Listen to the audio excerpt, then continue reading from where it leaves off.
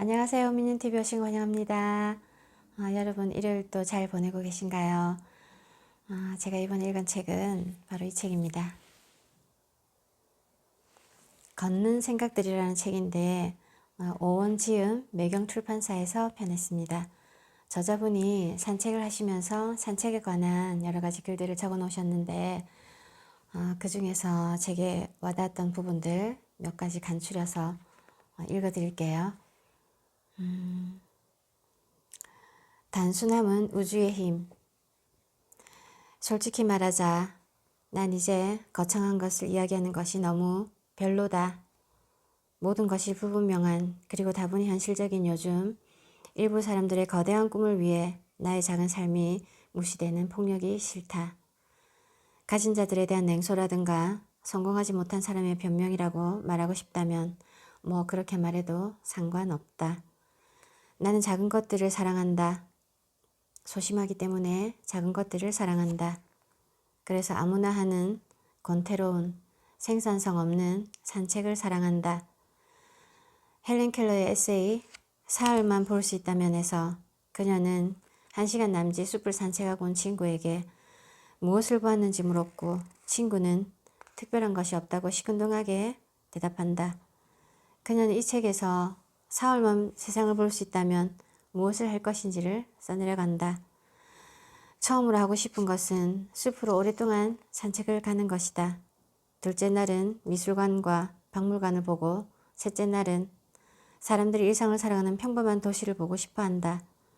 소소하고 평범하다 못해 지루한 산책은 누군가에게는 너무나 특별한 세상에 단 3일만 볼 수 있는 기적을 가져야 가능한 행복이다. 헬렌 켈러 사흘만 볼 수 있다면 이 책에서 이런 글이 있다고 합니다. 눈으로 보는 사람들이 더 적게 보는 듯 합니다. 볼 수 있는 이들에게는 어쩌면 온갖 색과 움직임의 전경으로 가득한 세계라는 게 대수롭지 않게 여겨질지도 모르겠습니다. 어쩌면 가진 것을 감사히 여기는 것보다 가지 못한 것을 염원하는 모습이 오히려 인간적으로 보일 수 있겠지만 말입니다. 만약 내가 대학의 학장이라면 눈을 사용하는 방법이라는 필수 과목을 개설하겠습니다. 매일 길을 나설 수 있다는 것, 그것은 기적이다. 매일 아침 산책을 할 수 있다는 것, 그것은 오감과 영감을 연결시키는 내 몸과 감각의 완성이다. 이 특별한 작은 것을 완벽하게 느끼는 것, 그것은 사소하고 작아 보일지 몰라도 거대한 우주를 품는 일이다. 손을 잡지 않는다는 것, 아침 산책길에 혼자인 사람이 많다는 것, 그것은 내게 아침 산책을 좋아하는 중요한 이유가 된다. 친구와 시간을 맞춰 나오는 듯한 수다스러운 아주머니들이 지나가기도 하지만 대부분은 이상스러울 만큼 다들 혼자 뛰고 걷는다. 이 모습이 내게는 편안하다. 나만 혼자라는 생각을 갖지 않게 해서인지는 몰라도 나는 아침에 외로운 사람들 틈에서 덜 외로워진다. 아주 가끔 노부부나 부부로 보이는 커플들을 돌아오는 길에 만나는 경우가 있다. 아침에 나이 든 커플들이 손을 잡고 걷는 것은 거의 본 적이 없다.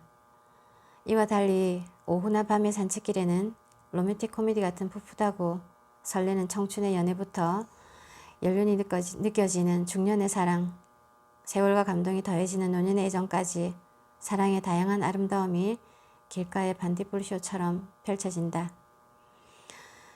그들은 모두 손을 잡고 나란히 걸어가는 뒷모습으로 그로부터 그들은 오래오래 행복했습니다. 라며 무대를 퇴장한다. 손을 잡고 걸어간다는 것은 사랑의 정체가 아닌 움직임과 나아감, 그리고 생활과 밀접하게 사랑하며 살아가는 행위 그 자체를 상징하는 것이 아닐까. 안고 있는 동안에는 아무것도 할 수 없는 것과 달리 손을 잡고 걸어간다는 것은 사랑하는 행위와 걸어가는 행위 두 가지를 연결하기에 손을 잡고 걸어가는 커플을 보면 특별한 감동이 있다. 그런데 오늘 아침 산책길에서 조금은 다른 생각을 하게 되었다.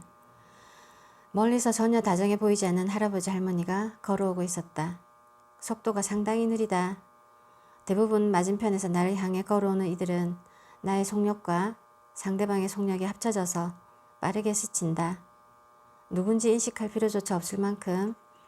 물론 나는 이러한 아침 산책의 비관여성을 즐긴다만 저 멀리서 걸어오는 노커플은 꽤나 오랫동안 관찰할 수 있을 만큼 느렸다. 천천히, 너무나도 천천히 두 점이 다가오지만 좀처럼 커지지 않는다. 오히려 궁금해진 내 발걸음이 빨라졌다. 할머니는 몸이 불편하신 듯 했다. 다리가 좋지 않으신지 걷기가 매우 힘들어 보였다. 할아버지는 약간의 거리를 유지하면서 천천히 걷고 계셨다. 할머니의 손을 잡아줄 생각이 없는지 뒷짐을 지고는 자신의 손을 잡고 계셨다. 꽤나 천천히 다가오는, 아니 오히려 내가 다가가고 있는 두 점은 마치 슬로모션으로 어떤 부분을 무한 반복하는 듯 했다. 그래서 알 수 있었다. 무심한 할아버지는 정확히 할머니 걸음에 속력을 맞추고 있었고 그의 눈은 마치 메트로놈의 추처럼 박자를 맞춰 그녀의 움직임과 몸짓으로 향하고 있었다. 느리기 때문에 알 수 있었다. 그는 그녀만의 시간을 지켜주고 있는 것이다. 그의 눈은 한시도 그녀에게서 눈을 떼지 않으면서 그보다 더 어려운 지켜보기와 바라보기에 따스함으로 거리두기를 하고 있었다. 그의 무뚝뚝한 다정함이 뭉클했다. 말로 다 설명할 수는 없지만 그의 거리두기는 손을 꼭 잡는 것보다 더 치밀했고 그녀를 걱정하는 것보다 더 믿음직했다. 둘 사이의 공간, 그 여백이 그들을 더욱 단단히 잇고 있는 듯 했다. 처음으로 손을 잡지 않고 걸어가는 커플을 보며 손을 잡고 걸어가는 두 사람보다 더 진한 연결을 보았다. 어쩌면 연결되어 있지 않은 연결이 더 간절할 수 있겠다는 생각을 했다. 언제나 손을 잡아줄 수 있을 것이라 믿는 청춘의 사랑, 젊음의 사랑이 서로의 존재에 대한 의존이라면 언제 먼저 떠나 더 이상 손을 잡아주지 못할 노년의 사랑은 서로의 존재에 대한 독립일지도 모르겠다. 존중하기 위한 손놓음이었을지도. 그러고 보면 손을 잡고 있는 동안에 누군가를 생각하는 것은 오히려 쉬운 일이다.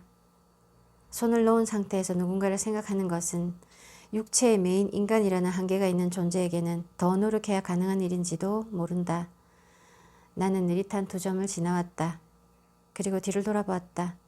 할아버지는 여전히 뒷짐을 지고 자신의 손을 맞잡고 있었다.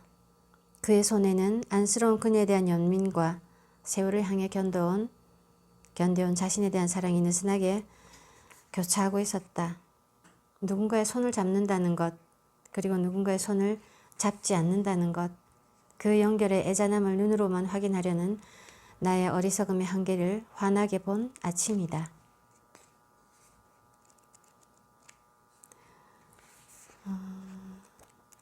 그 다음에는 잔물결 소리를 들으며입니다.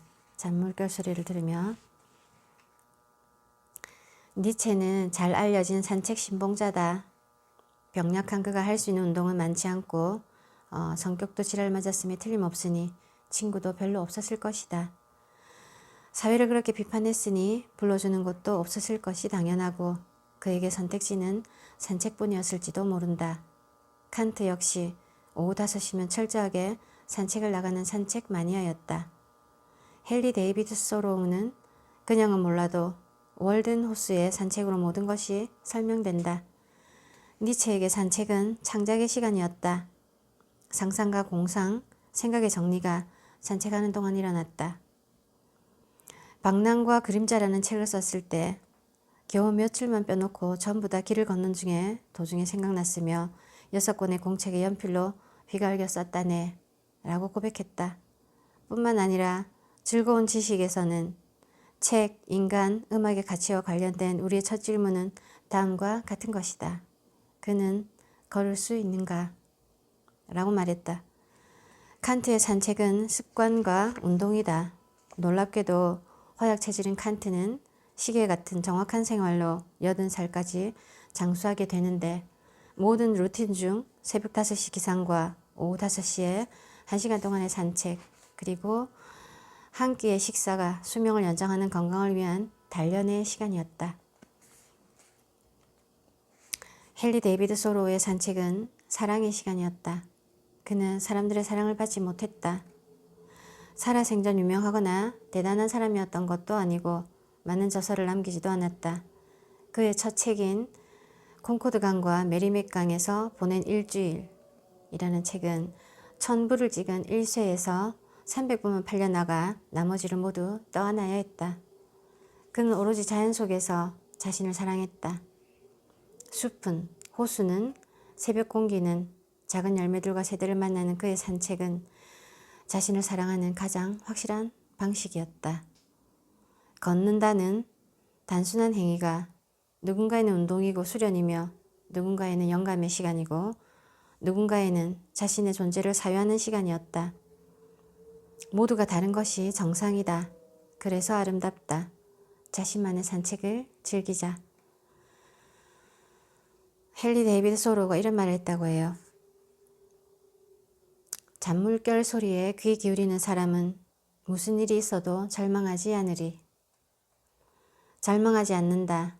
잔물결 소리를 들으러 나는 조용히 혼자 걷는다.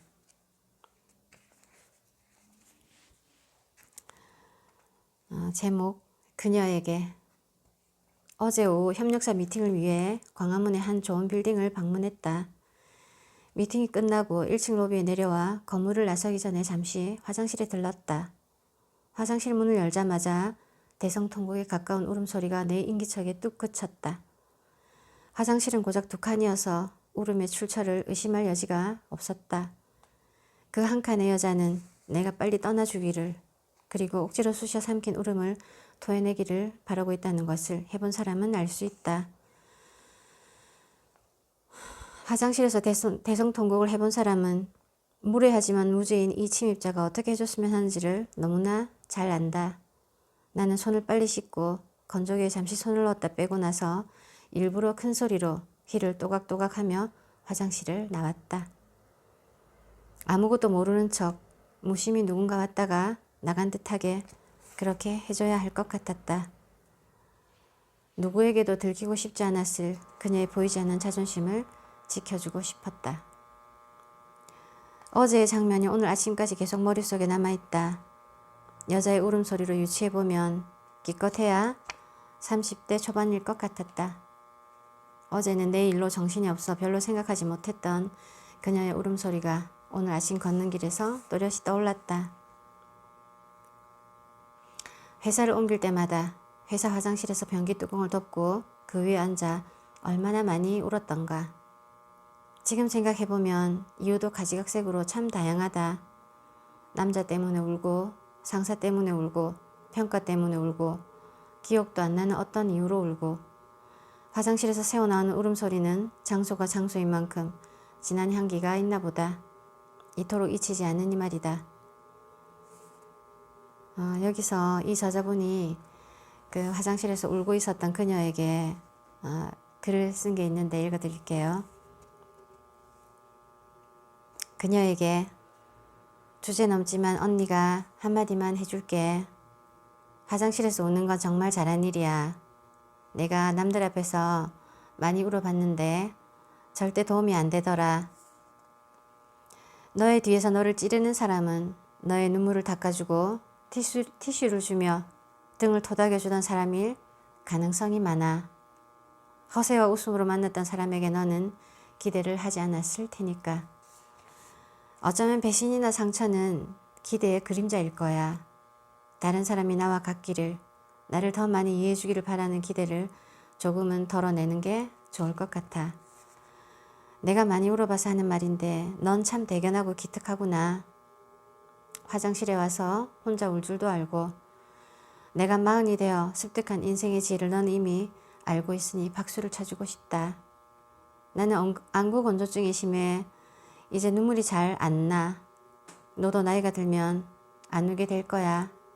아니 잘 못 울어. 어떤 강한 사람도 다 울어. 그런데 등을 보이지 말고 울어.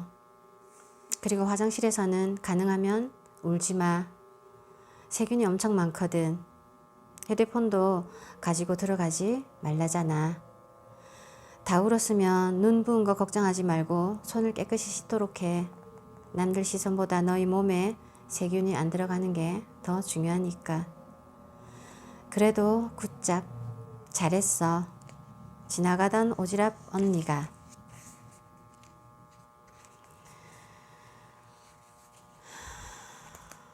그리고 마음을 지탱하는 일. 마음을 지탱하는 일. 오늘 아침에는 선물로 받은 스페셜티 커피를 꺼냈다. 커피백은 머그잔에 걸 수 있게 양쪽에 거리 형식으로 접혀져 있다. 윗부분의 절취선을 잘라 컵의 양쪽 거리를 걸면 납작하던 커피백이 입체적인 가방 모양이 되어 뜨거운 물을 부어 커피를 내릴 수 있다. 뜨거운 물을 붓는 재미가 새롭다. 문득 그가 떠올랐다. 반원의 지름을 가르며 양쪽으로 갈라진 커피 티백은 양쪽 다리를 각점에 걸친 처량한 모습이었다. 한쪽에 걸리는 것만으로는 온전히 자신의 마음을 담아내지 못하는, 두 점 모두에 자신의 다리를 놓아야만 비로소 마음의 내용물을 쏟지 않고 온전히 걸러내는 그가 생각났다. 긴 시간이 흘러 이제야 이해하게 되었다. 그렇게 생긴 사람이었구나. 어쩔 수 없었구나. 그저 마음을 담아내기 위해 어쩔 수 없이 나에게만 의지할 수는 없었던 모양과 디자인과 마음의 구조물을 가지고 있던 사람이구나. 내 상식 속의 사랑은 뜨거운 차를 우려내는 티백이었다. 오로지 한 줄에 매달린 차 주머니들이 뜨거운 물속에 풍덩 빠져 서서히 스며들며 우려지는 티백 같은 것이 사랑이라 생각했다. 이제야 이해할 수 있는 것은 그의 사랑은 스페셜티 커피를 담은 드립 커피백이었나 보다. 양쪽에 기대어 컵의 지름을 안전하게 지지해야 충분히 커피를 내려낼 구조를 만들 수 있는 사람, 그리고 뜨거운 물에 풍덩 빠지는 것이 아닌 물을 통과시키며 녹여내는 것이 그의 사랑이란 것이었나 보다. 그랬구나. 세월이 지나서 그것도 번개 맞은 듯 갑작스러운 어느 날 아침에 선물 받은 커피백으로 커피를 내리면서 갑자기 나는 우리가 왜 헤어졌는지를 이해할 수 있게 되었다. 생각지도 않은 아침의 선물이다. 너무 긴 시간 잡생각을 하다 보니 평소 나가던 시간보다 20분이 훌쩍 지나 있다. 어이쿠, 얼른 커피를 텀블러에 담아 서둘러 집을 나섰다.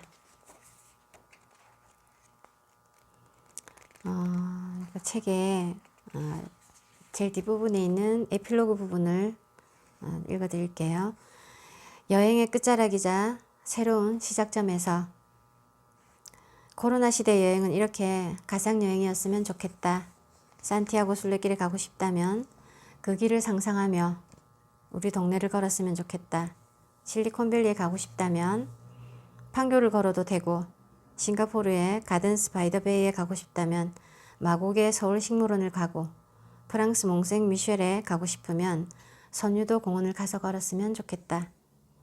아빠가 돌아가시기 전에 생애 끝자락쯤에 이런 말씀을 하셨다. 평범하게 사는 게 가장 어려운 거란다. 20대 때는 무슨 뜻인지 몰랐다. 그저 성공하지 못한 사람들의 받아들임이라고 생각했다.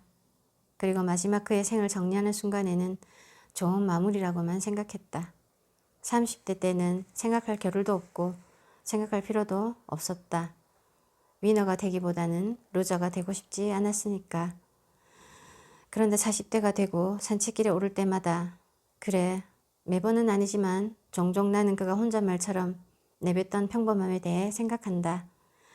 SNS에는 코로나로 아무데도 가지 못하는 답답한 이들의 절실함이 애처로울 만큼 간절한 추억파리가 올라온다.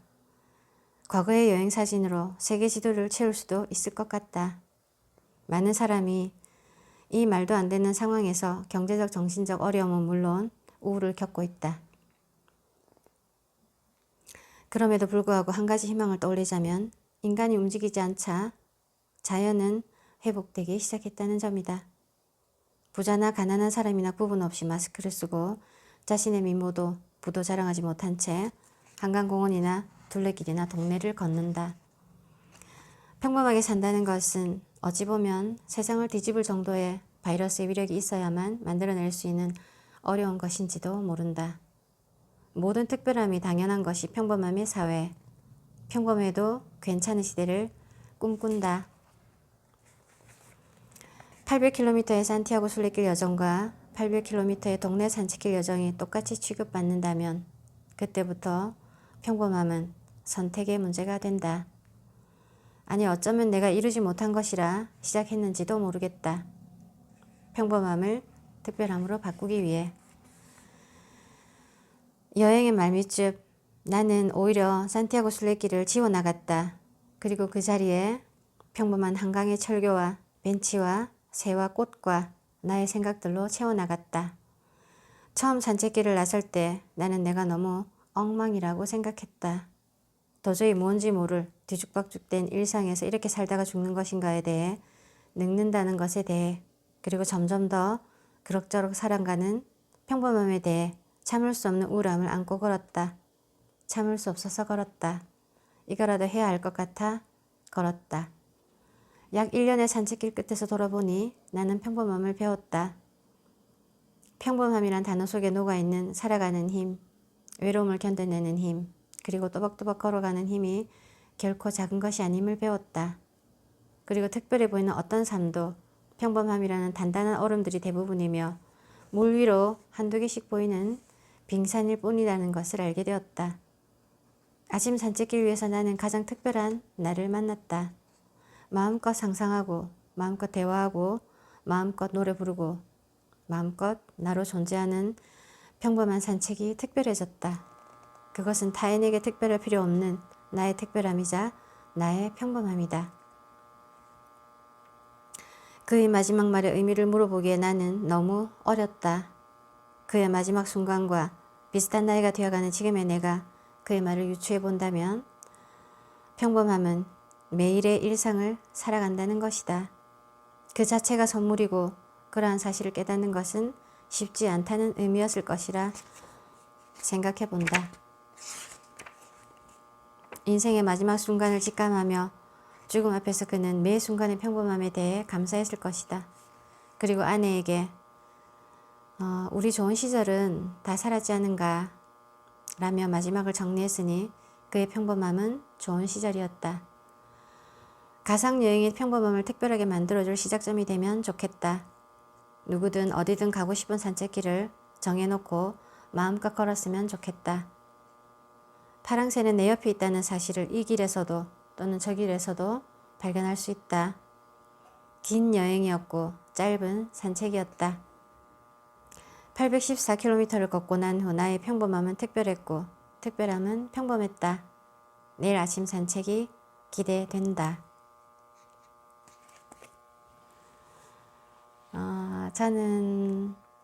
저도 걷기를 좋아해서 매일은 좀 힘들지만 주말에는 한 하루에 2시간씩이라도 꼭 걸으려고 하고 있거든요.